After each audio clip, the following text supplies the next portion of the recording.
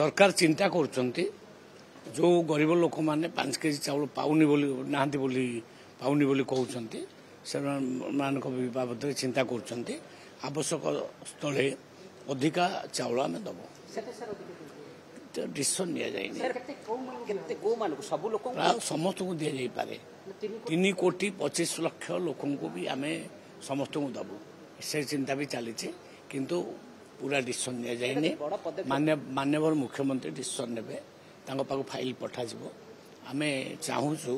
गरीब लोक माने सफिशिएंट चाउल पाए हाँ निजस्व राज्य सरकार निजस्व खर्च रे देबे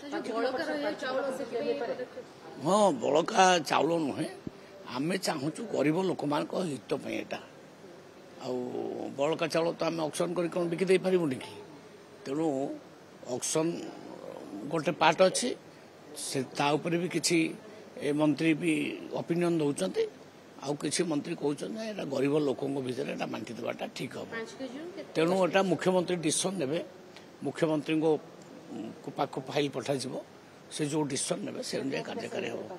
देखिए 5 केजी दि जाई पारे।